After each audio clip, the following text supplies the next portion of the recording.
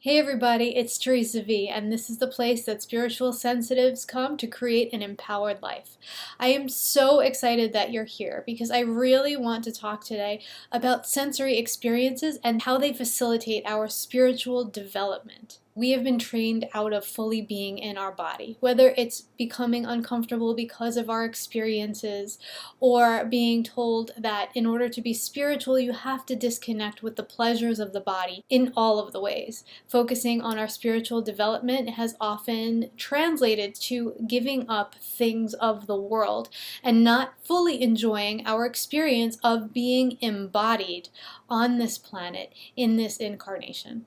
Full embodiment is what can actually facilitate the spiritual momentum that we seek, the change that we desire to make in our lives.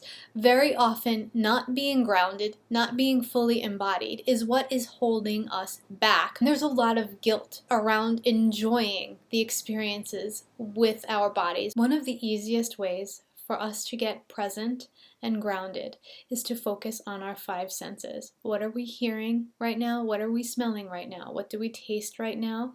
What do we feel? And what do we see right now? Really tuning into each of the five senses will bring you back to the present moment. So this is actually a really easy way for us to stay focused and to stay grounded. You can even use this before going into a business meeting, a talk with your kid, talk with your parent, anything where you need to be fully and completely present. Being completely in our body creates the movement that we desire.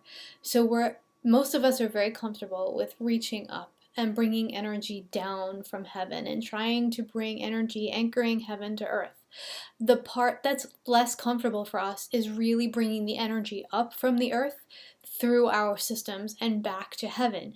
We are here to create heaven on earth, and this is the way we do it. We anchor it down and we bring it back up. If you're only working in one direction, that's not creating a flow. As we know, everything needs to flow. Everything needs to flow constantly and continuously. So your flow has to be going in both directions.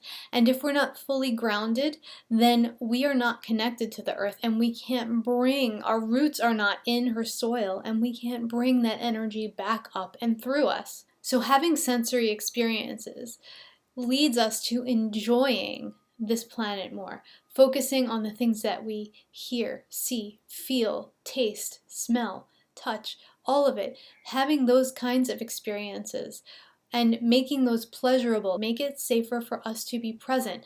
Many of us feel unsafe on this planet for a whole variety of reasons, whether it's early childhood trauma, past life stuff, what's going on in the world at any given moment in time, what we are experiencing interpersonally, we're so stressed out because of work or family life or whatever it is. Those things create the stories for us, or have created the stories of why we don't feel safe being fully grounded here in this reality on this planet.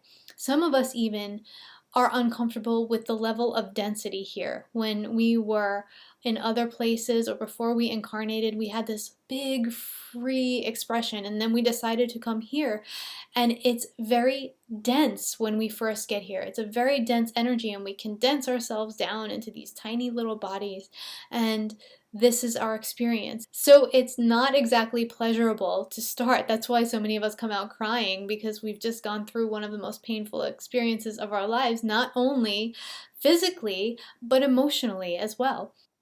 And this is something so many of us carry through. So giving ourselves experiences of sensory pleasure, those things start to build evidence showing us that it is safe to be here. It is safe to be grounded here. It is a pleasurable place to be. So focusing on maybe fabrics that we enjoy feeling on our skin, focusing on things that we like to smell. Maybe having flowers in your space, if that appeals to you. You'll be able to smell them and see them. They're beautiful. Just creating these little moments every day where we check in with our senses. And then you can even actually go through your body and just tap on all of the parts of your body, from the feet all the way up, and from all the way up all the way down to the feet. Really drawing your attention to your skin, feeling the tap on your skin. You'll notice that there are certain places you can tap on your own skin and you won't feel it. You are so disconnected from that space. So this draws us back in. I am a sensitive person, as you know, and I do have food sensitivities. And one of my favorite things to do is to share meals with friends and family, whether they're home-cooked meals or we're going out to eat at a restaurant or a farmer's market or whatever. Because I'm sensitive, I also think about the potential of other people being sensitive. And very often, if I'm going out with friends especially, they also have food issues. They have food choices that they make. And there are a lot of restaurants that do accommodate dietary choices, restrictions, and constraints. You just have to know where they are, seek them out, and maybe even make a phone call before you go. And when I do go out to eat, I like to have the full experience. I like to eat all of the courses as much as possible, or at least tastings of everything.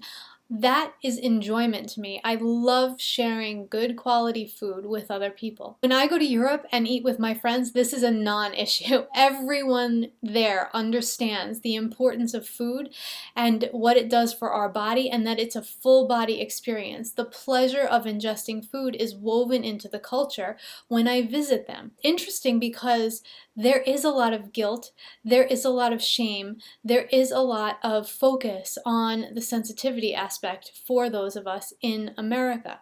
So when I come back home and I want to go out with friends and I say, okay, we're going to go and we're going to have the full-on experience, and then a friend is like, oh, I'm going to order this small salad and I'm only going to eat half of it. Or, oh my gosh, I can't do dessert because I have a new boyfriend and I have to look really, really good. Or, oh, I can't do sugar anymore because this and that. Totally respect that. I totally respect every single person's food choices, every single person's choices around the way they treat their body, because it's so important for us to listen to our bodies and work accordingly. However, we don't have to dwell on the sensitivities. We can go out for a meal and eat the meal, make our choice from the menu or ask the chef to make us something off menu, and just eat it. We don't have to explain why we're not eating the whole thing. We don't have to explain why we've chosen certain things. We don't have to explain why we're not having dessert. We can just do it. Likewise, those of us who do like to make choices that other people question, like people always question me about liking coffee and ingesting coffee, and isn't that too harsh on your system? No. Do you know why? Coffee is part of my culture. Coffee is part of the experience that I had as a child with my family. It was part of what brought us together. And so every time I ingest a cup of coffee, it's like ingesting the love of those times. On paper, the foods of our childhood could actually look detrimental to us, but when we ingest them, it actually feeds our soul. It feeds the very fabric of our being. And when we get right down to it, any illness in our body, any sickness, any discomfort does start in the emotional body first. So if we are feeding our emotional body really well, then all of that could potentially be bypassed. The important point of this is that we don't have to dwell in the rehashing of the sensitivities we have, of the choices we make. We don't have to defend ourselves. We don't have to explain ourselves. We can just make sure that we are taken care of. Very often, if we're going out to eat, I will check the menu of the place first and make sure there is something that I can eat there, or at least there are components in other things that I can eat and mix and match with the chef. I don't need to put my friends through the entire explanation of why I don't ingest certain things. I can just make my choice, continue the conversation about their kids, and eat my food. And that's it. Using our five senses to get into our bodies and to draw ourselves back into a place of be here now is such a wonderful shortcut. It's an amazing way for us to manage this at any moment in any day because our senses are always with us. I am so excited to tell you that Healthy Vibrant You registration is open. If you're a sensitive who wants to be around other people who are just like you, and you want to really up your game in terms of health, in terms of presence, in terms of energy level, then I invite you to check out our Healthy Vibrant You 3-month journey. We'll be moving through any and all blockages that we have, creating a bridge from where we are now to where we know that we're supposed to be. This is a really beautiful experience where we'll be working with our physical body, our body elemental, our guides. We'll be bringing that spiritual work very deeply into our physical body and our physical system. So I invite you to check out this program, to see if it resonates, and to sign up. Sign up closes on the 29th of this month, and we begin on the 30th. I cannot wait to see you there. Have a beautiful day, and thank you so much, as always, for being here with us. So much love to you. We'll talk soon. Bye.